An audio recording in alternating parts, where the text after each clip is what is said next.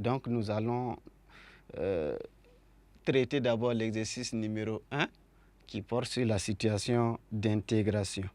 Et cette situation est accompagnée de 3 documents, documents 1, 2 et 3, qui parlent des facteurs de la décolonisation, des problèmes de l'Afrique indépendante, mais également de l'évolution politique du Burkina Faso de 1960 à nos jours. Donc la première consigne, on nous demande de montrer l'impact de la Seconde Guerre mondiale dans le processus de décolonisation de l'Afrique.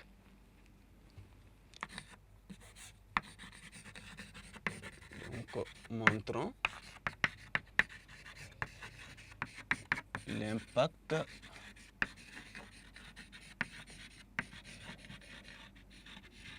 de la Seconde Guerre mondiale dans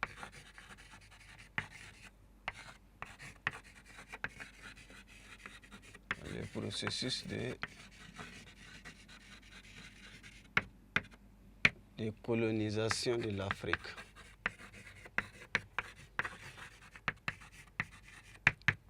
Montrons l'impact de la Seconde Guerre mondiale dans le processus de décolonisation de l'Afrique.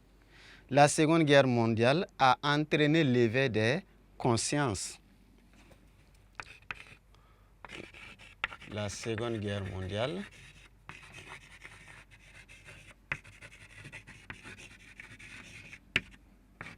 a entraîné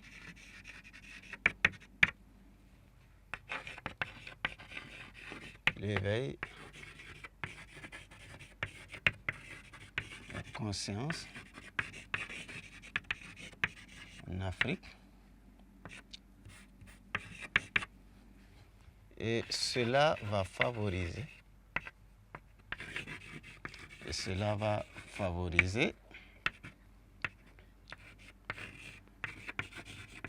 le développement des mouvements nationalistes.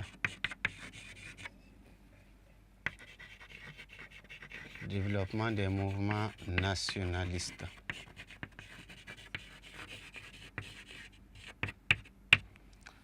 Donc, la Seconde Guerre mondiale a entraîné l'éveil des consciences en Afrique et cela va favoriser le développement des mouvements nationalistes qui vont revendiquer l'indépendance.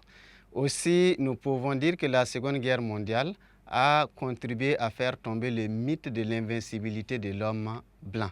Donc, ce sont des éléments qu'on peut utiliser pour montrer l'impact de la Seconde Guerre mondiale dans le processus de décolonisation des territoires africains. L'éveil des consciences qui va favoriser le développement des mouvements nationalistes qui vont réclamer l'indépendance.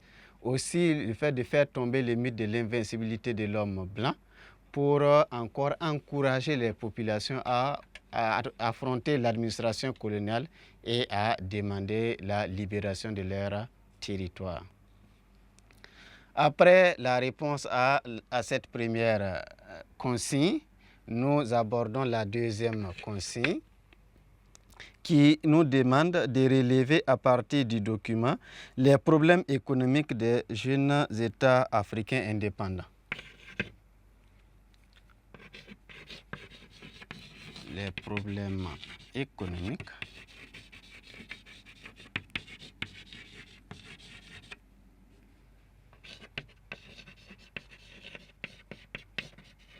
des jeunes États africains indépendants.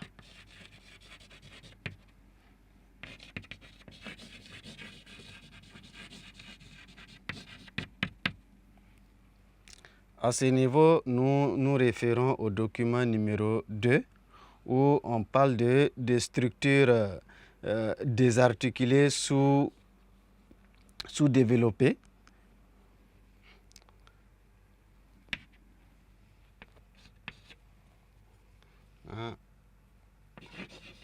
Des structures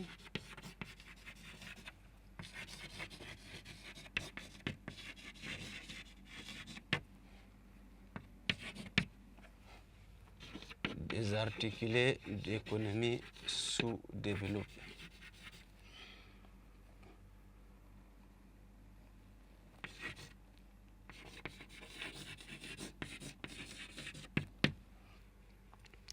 Donc des structures désarticulées d'économies sous-développées.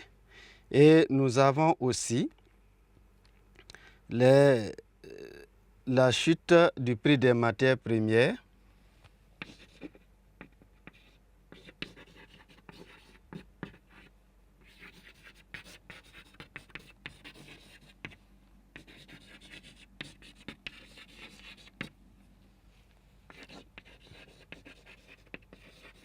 La chute du prix des matières premières. Nous avons également la détérioration des termes de l'échange.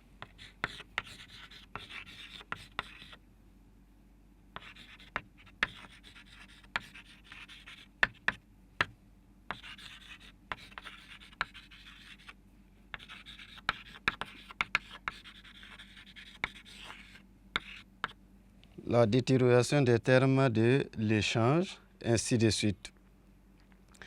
Donc voici un peu les différents problèmes économiques des jeunes États africains indépendants contenus dans le document numéro 2 que nous avons ajouté comme support au niveau de la situation d'intégration.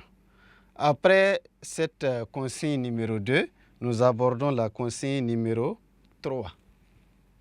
Donc 3 explique deux mérites du régime du CNR.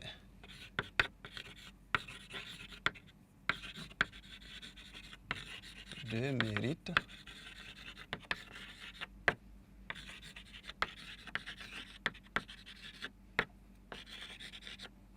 du régime du CNR. Ici, il faut reconnaître que le régime du CNR, c'est un régime qui arrive à partir de la révolution d'août 1983 et qui consacre l'arrivée d'un groupe de capitaines avec à leur tête Thomas Sankara comme président. Donc, ils ont mis en place le CNR, Conseil national de la révolution, CNR. Et le CNR a entrepris de nombreuses actions. On a des mérites, c'est vrai, on a des mérites, mais également on a des dérives. Mais ici, nous allons expliquer deux mérites du régime du CNR. Premièrement, comme mérite, nous allons aborder l'organisation de la vaccination commando.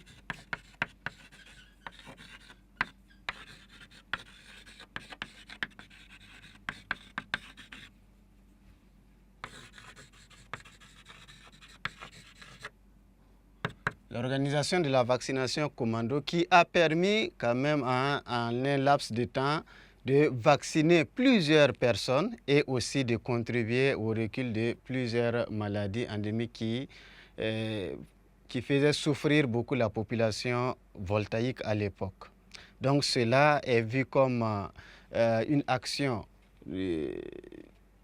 d'une grande valeur à l'endroit de la population qui sera soulagée après cette vaccination commando.